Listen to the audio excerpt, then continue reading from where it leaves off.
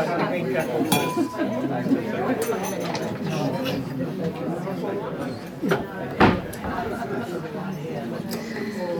thank you very much everybody for returning so promptly there.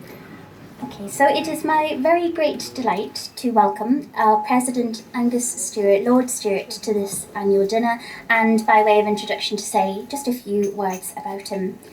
With degrees undertaken at Balliol College, Oxford, and the School of Law at the University of Edinburgh, Lord Stewart was admitted to the Faculty of Advocates in 1975. He later became Keeper of the Advocates Library from 1994 to 2002, and he was the inaugural chair of the Faculty of Advocates Abbotsford Library Project. He served as Standing Juror Counsel to the Department of Environment from 1983 to 1988 when he was appointed Queen's Counsel and was Chairman of the Scottish Council of Law, reporting from 1997 to 2001. He was Senior Advocate Depute from 2005 to 2007, was appointed a Senator of the College of Justice, a Judge of the County's Supreme Courts, the High Court of Judiciary and the Court of Session. And it's not just all law, he's also contributed much to the literary world as well, has published on authors such as J.M. Barrie, Robert Louis Stevenson, and of course Walter Scott, as well as serving on both the councils of the Society of Scottish Literary Studies and the Robert Louis Stevenson Club as well. So it's my very great pleasure to now pass you over to our President, Angus Stewart, Lord Stewart. Welcome and thank you for being here.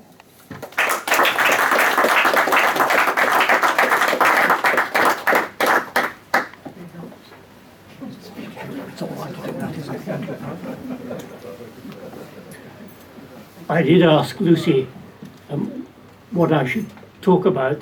She said, "You may be president, for goodness sake, don't impose any tariffs. You're meant to be talking about Walter Scott." So, Madam Chair, my lords, ladies and gentlemen, this tribute to Sir Walter Scott focuses on an out-of-the-way place in the Western Highlands. On Sir Walter's account, the place was foundational. The place is Invernenty. Invernenty lies about 35 miles north of the centre of the city of Glasgow.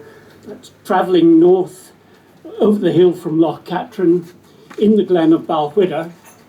On the south side, diagonally opposite, on the north side of the glen stands Inverloch, which is Rob Roy's last home. Invernenty features in the introduction to Sir Walter's novel Rob Roy. This is also a personal story to some extent. My interest in Invernenty was sparked by two people. First, Jane Baker. Jane is a direct descendant of Donald McLaren of Invernenty, who died in 1751. Jane wrote to me on the 8th of August 1991 to tell me how her McLaren ancestors had been evicted from their farm of Invernenty by an Edinburgh lawyer called Scott because of a debt due by the chief of the Stewarts of Appin, something Jane thought was very unfair. As we shall see, that's not exactly what happened. Secondly, the late Lady Sybil Stewart of Appin, Chibi, as she was known. Permit me to say something about Chibi before we go back to Scott. Though slightly built, Chibi was formidable. We can imagine her at the age of 22 parachuting with her radio set and Sten gun into Nazi-occupied Yugoslavia to join the British military mission to Tito's partisans. It was there that she met her future husband, Dougal Stewart, later Sir Dougal Stewart, chief of the Appin clan, a direct descendant of Charles Stewart of Ardshiel, who was colonel of the Appin regiment that fought at Culloden for Bonnie Prince Charlie. Dougal and Chibi married at Belgrade on the 31st of July 1947. As the nuptials approached, Dougal confided, or is reported to have confided, quote, "Marrying a communist will be interesting. Marrying a communist who sleeps with a Luger pistol under her pillow could get tricky." After Sir Dougal's death, Chibi took the lead when the National Trust for Scotland proposed to upgrade the presentation of the Culloden battlefield site. Donald McLaren of McLaren, trigger warning for any McLarens here, chief of the Balwhidder McLarens, lobbied the Trust to make what was historically the Stewart of Appin battlefield marker read Stewarts and McLarens. Chibi was angry. At her request, on the 28th of November 2005, I represented the Stewarts at a meeting about the marker with the Trust director. The other participant was the Chief of McLaren. The McLaren case turned, and turns still, on the claimed role of Donald McLaren of Invernenty in the 1745 Rising. Madam Chair, you give me the honour of proposing the toast to Sir Walter Scott's memory. Sir Walter, as it happens, offers an account of Stewart's and McLaren's as part of the Invernenty story. Sir Walter's account prompts us to think about the memory of Sir Walter in a number of senses. It tells us about Sir Walter's personal powers of recollection, including possibly, quote, indistinctness of recollection, that's his own phrase. Sir Walter's account is a small but attractive example of the collective memories with which Sir Walter has endowed us, and it reminds us why we are devoted to perpetuating the memory of Sir Walter's genius and achievement. I shall tie this up with the ongoing story of Stewarts and McLarens, and then in something over 15 minutes we shall drink the toast. So keep the glasses topped up for that. To chronicle the past wasn't enough. Sir Walter wanted to connect with it, and he did this by amassing curios and antiquities. And one such collectible was Rob Roy's long-barrelled gun, inherited after Rob's death in 1734 by his tearaway son Robin Oig MacGregor, and used by Robin Oig in 1736 to shoot John McLaren, quote Sir Walter's words, between the stilts of his plough in the braes of Balwhidder. A postprandial discussion about the weapon at Abbotsford on the 5th of May 1817 was the genesis of the novel Rob Roy. Also important for Scott was making connections with the past through the recollections of personalities he knew, or at least persuaded himself that he had known, and one of these personalities was Donald McLaren of Invernenty. In 1745, Easter Invernenty was owned by Donald McLaren. He was a cattle breeder and dealer, and Donald's son James later described his father in court proceedings as a, quote, follower of Dougal Stewart, Chief of Appin.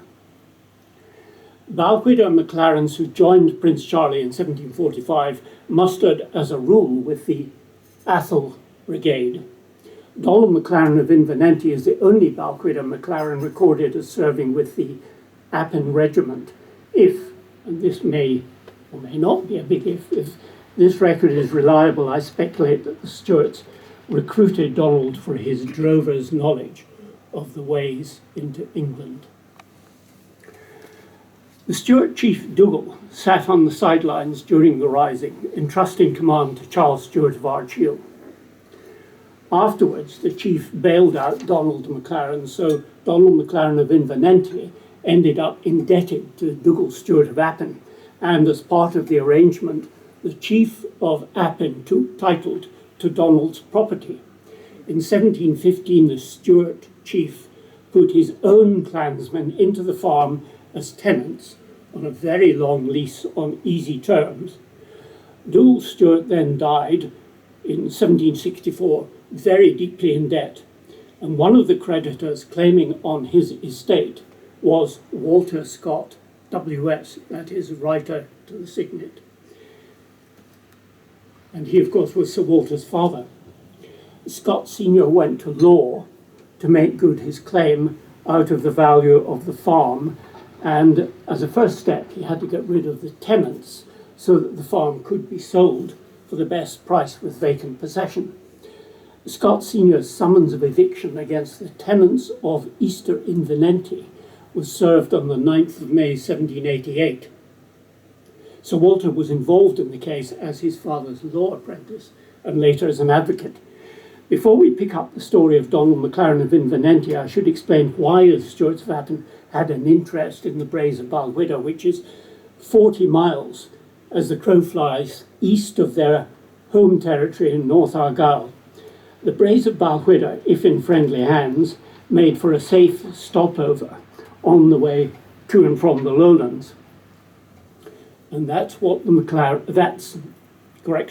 as Sir Walter likely knew from the published evidence, the real-life Alan Breck Stewart tarried at Invernenty on his clandestine journey from Paris to Appin in that fateful early summer of 1752, with, packed in his bag, the French uniform. In his novel, Kidnapped, Robert Louis Stevenson, with a nod to Sir Walter, imagined Alan Breck and the fictional David Balfour resting up at Invernenty on their flight from Appin to Edinburgh after the shooting of the Red Fox, the so-called Appin murder, 14th May 1752. Now, circling back to 1746 to pick up the story of Donald McLaren of Invernenty and what Sir Walter Scott made of it. 3 months after Culloden, we find Donald McLaren of Invernenty, now a Jacobite prisoner, on his way to trial for treason and certain death, I suppose, at Carlisle. Donald gave his redcoat escort the slip and escaped by rolling down Erixton Brae from the old road into the mist-shrouded Devil's Beef Tub near Moffat. Donald made his way back to the Braes of Balwhidder, where he lived out his final years unmolested, dying in 1751. Sir Walter used the escapade in the novel Redgauntlet, attributing it to the fictional Jacobite veteran Peter Maxwell of Summertrees. And in the 1832 edition, Sir Walter added this note, quote, "The author has seen in his youth the gentleman to whom the adventure actually happened. The distance of time makes some indistinctness of recollection, but it is believed the real name was MacEwan or Macmillan." Isn't this odd? Scott could not have seen the man in question because Invernenty died 20 years before Scott was born. As to the, quote, real name, McLaren's escapade was a matter of record, but Sir Walter could well have, in a sense, made the acquaintance of McLaren of Invernenty while an apprentice in his father's law office. You see, on the 3rd of March 1789, a pleading paper in the Invernenty eviction case was lodged in the court on behalf of Scott Senior, and one of the averments reads, quote, "Donald McLaren of Invernenty had been concerned in the rebellion of 1745-46, but on the road to trial at Carlisle had made his escape by rolling himself down Erixton Brae near Moffat." Can I have my hand, please, darling?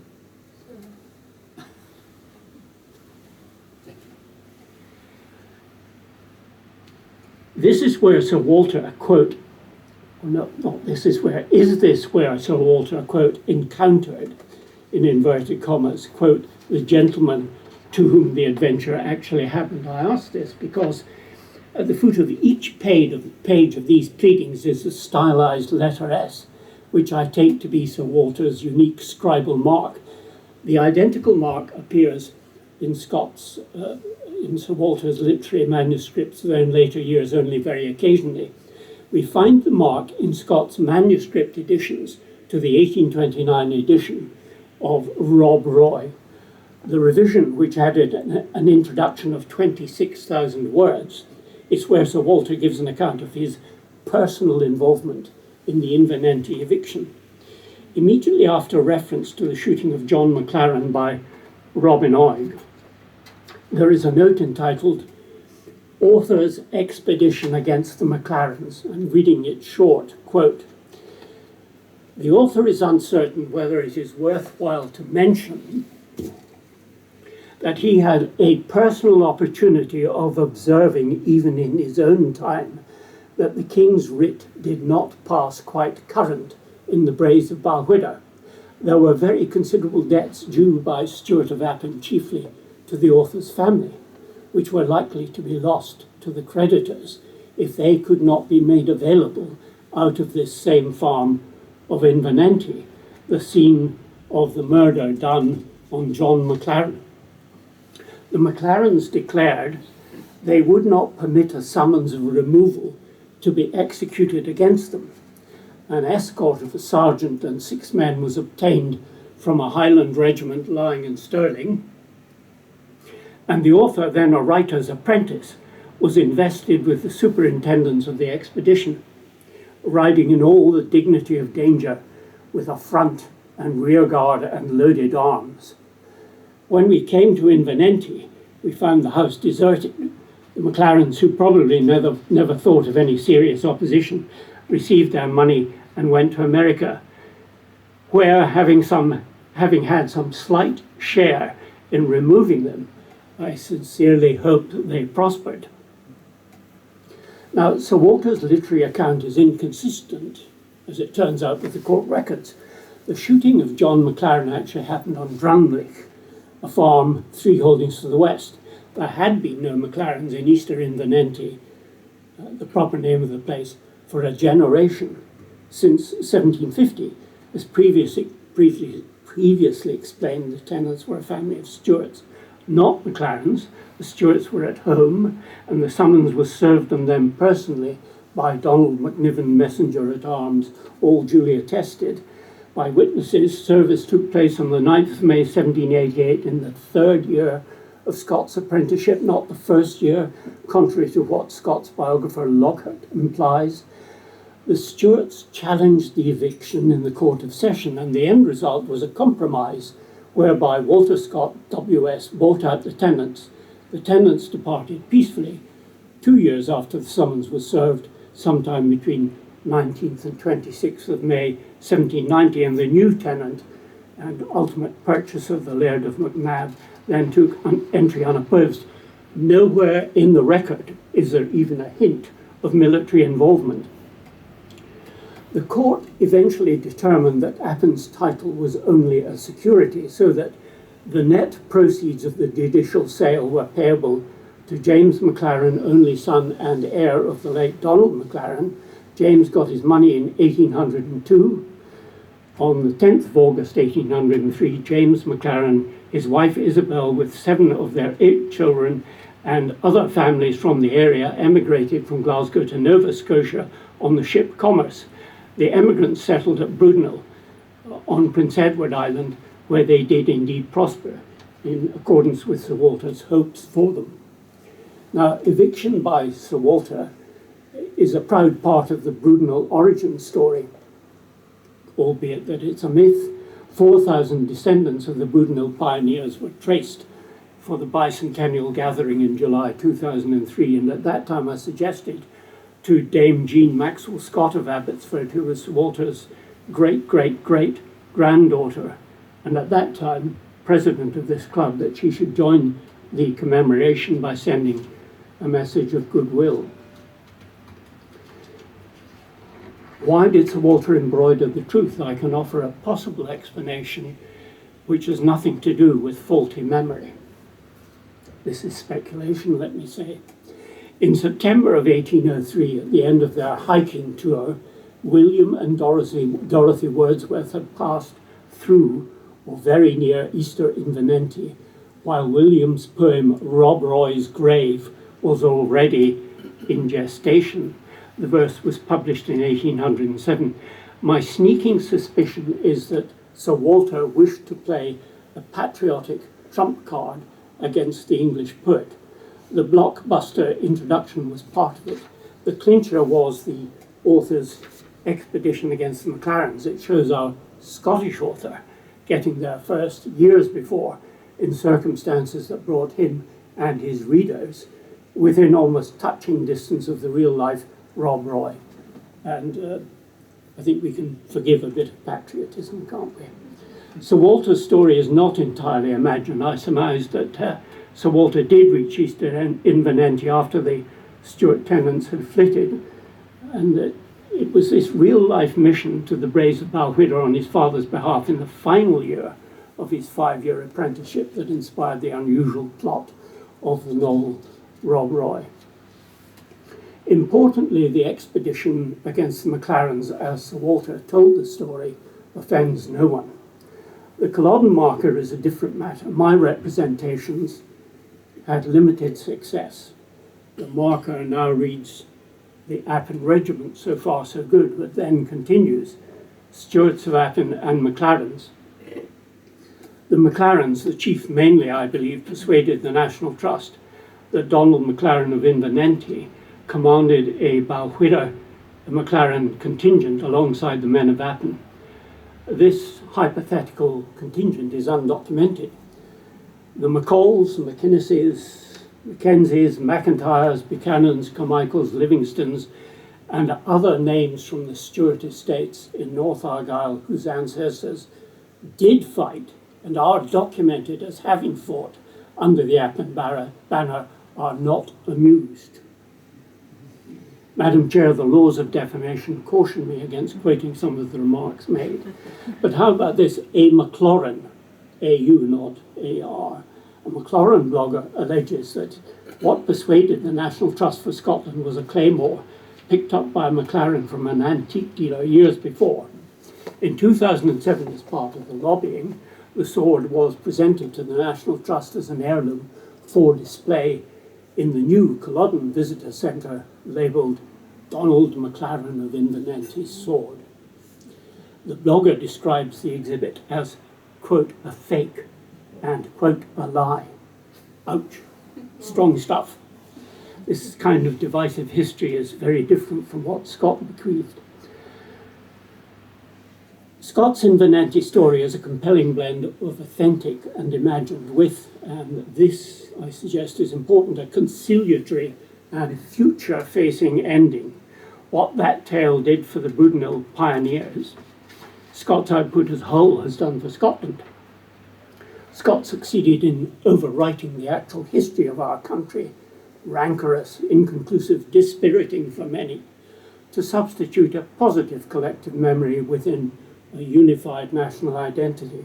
And Invernenty was foundational in this and in much more. I am satisfied that Scott did travel to Easter Invernenty, though in circumstances different from those he narrates. And I'm also satisfied that the following part of his account, which I haven't yet quoted, is true. Quote, and thus it happened, oddly enough, that the author first entered the romantic scenery of Loch Katrine, of which he may perhaps say he has somewhat extended the reputation.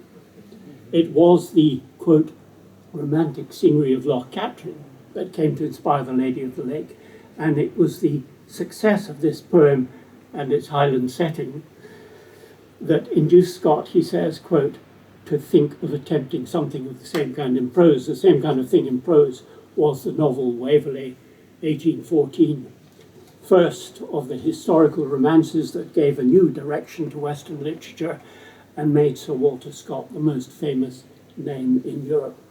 Well, in deference to our French guest, maybe the second most famous name after Bonaparte, but then how much of the Napoleonic legend, we have to ask, was due to Scott's magisterial 9-volume biography of the man.